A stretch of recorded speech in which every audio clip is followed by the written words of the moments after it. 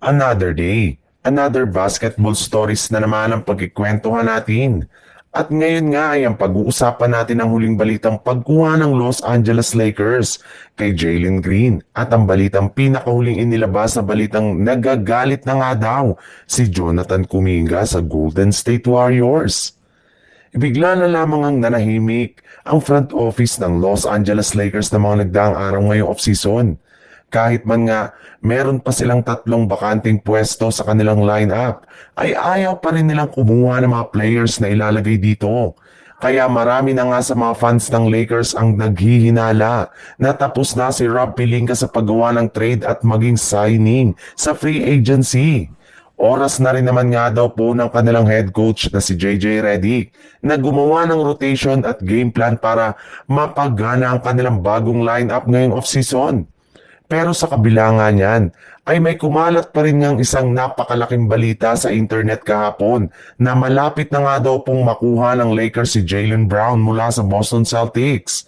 Alam naman nga po ninyo na sobrang ang nagtitipid ngayong off-season sa dami ng kanilang mga binitawang player at posible nga na makasali na rin naman nga dito si Brown. Ngunit agad rin naman ngang pinasinungalingan rin ang ganitong balita ng isang NBA insider kung saan sinabi nga nito na wala nga daw pong balak ang Lakers na kunin si Brown at wala rin naman ngang plano ang Boston na i-trade ito ngayong off-season. Sa ibang balita naman, may teams na nga sana na desidido na kunin si Jonathan Kuminga sa Golden State Warriors sa pamamagitan ng sign and trade deal katulad na lang ng Phoenix Suns at maging ng Sacramento Kings na pareho ng nag-offer ng trade package. Ngunit hindi rin naman nga tinanggap ng Warriors ang kanilang mga naging trade offer dahil gusto pa rin nga nila na panatilihin si Jonathan Kuminga sa kanilang lineup. Sa katunayan, pinipilit nga nila si Kuminga na papirmahin either bagong kontrata nito na 2-year $45 million o di kaya ang alok nila na qualifying offer na nagkakahalaga lamang ng $7.9 million.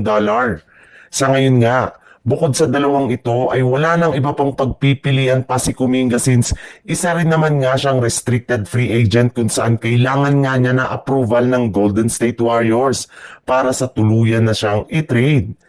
Pero sa kabila nga niyan, ay nagmamatigas pa rin naman nga ang kampo ni Kuminga matapos nilang parehong tanggihan ng nasabing dalawang kontrata na alok sa kanya ng Warriors.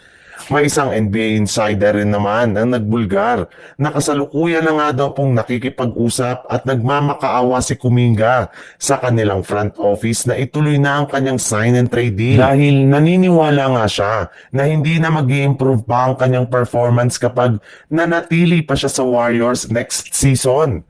At kapag hindi nga daw umubra ang pagmamakaawa nito ay posible na nga daw na gayahin niya ang ginawa noon ni James Harden sa Rockets na hindi naglaro hanggat hindi pa siya na iti-trade.